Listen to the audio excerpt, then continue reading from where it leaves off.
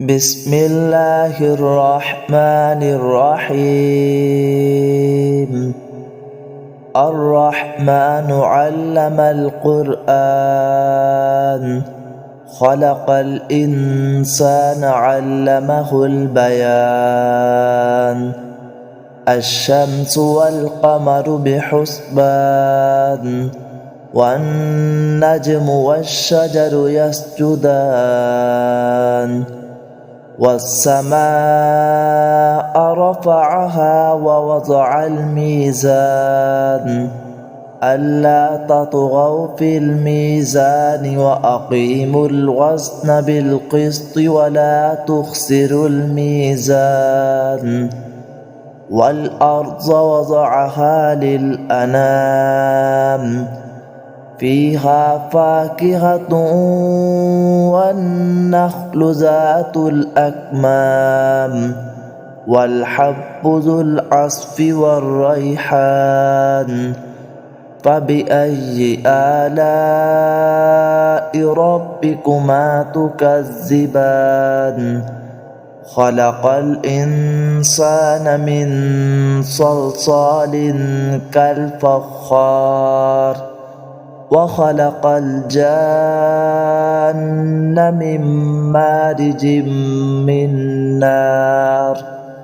فبأي آلاء ربكما تكذبان؟ رب المشرقين ورب المغربين.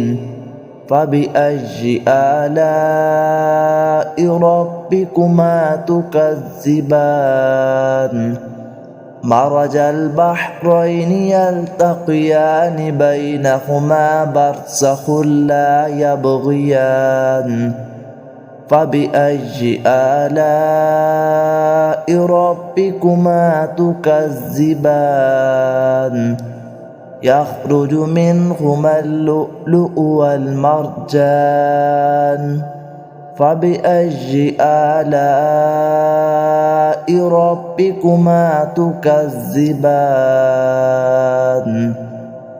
وله الجوار المنشآت في البحر كالأعلام. فبأي آلاء ربكما تكذبان؟ كل من عليها فان ويبقى وجه ربك ذو الجلال والإكرام. فبأي آلاء ربكما تكذبان؟ يسأله من في السماوات والأرض كل يوم هو في شأن. فبأي آلاء ربكما تكذبان؟ سنفرغ لكم أيها الثقلان. فبأي آلاء ربكما تكذبان؟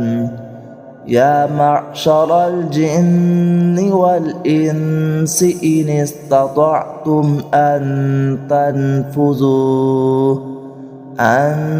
تنفذوا من أقطار السماوات والأرض فانفذوا، لا تنفذون إلا بسلطان. فبأي آلاء ربكما تكذبان؟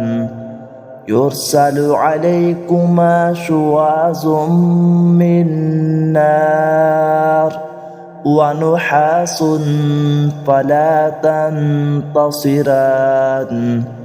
فبأي آلاء ربكما تكذبان؟ فإذا انشقت السماء فكانت وردة كالدهان.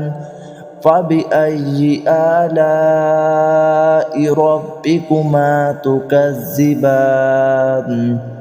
فيومئذ لا يسأل عن ذنبه إنس ولا جان فبأي آلاء ربكما تكذبان يعرف المجرمون بسيماهم فيؤخذ بالنواصي والأقدام فبأي آلاء ربكما تكذبان هذه جهنم التي يكذب بها المجرمون يطوفون بينها وبين حميم آن فبأي آلاء ربكما تكذبان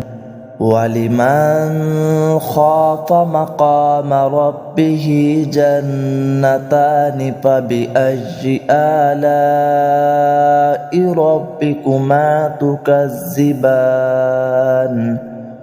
ذواتا أفنان فبأي آلاء ربكما تكذبان فيهما عينان تجريان فبأي آلاء ربكما تكذبان فيهما من كل فاكهة زوجان فبأي آلاء ربكما تكذبان متكئين على فرش بطائنها من استبرق وجنى الجنتين دان فبأي آلاء ربكما تكذبان فيهن قاصرات الطرف لم يطمسهن إنس قبلهم ولا جان فبأي آلاء ربكما تكذبان كأنهن الياقوت والمرجان فبأي آلاء ربكما تكذبان هل جزاء الإحسان إلا الإحسان فبأي آلاء ربكما تكذبان ومن دونهما جنتان فبأي آلاء ربكما تكذبان مدهامتان فبأي آلاء ربكما تكذبان فيهما عينان نضاختان فبأي آلاء ربكما تكذبان فيهما فاكهة ونخل ورمان فبأي آلاء ربكما تكذبان فيهن خيرات حسان فبأي آلاء ربكما تكذبان حور مقصورات في الخيام فبأي آلاء ربكما تكذبان لم يطمسهن إنس قبلهم ولا جان فبأي آلاء ربكما تكذبان متكئين على رفرف خضر وعبقري حسان فبأي آلاء ربكما تكذبان تبارك اسم ربك ذي الجلال والإكرام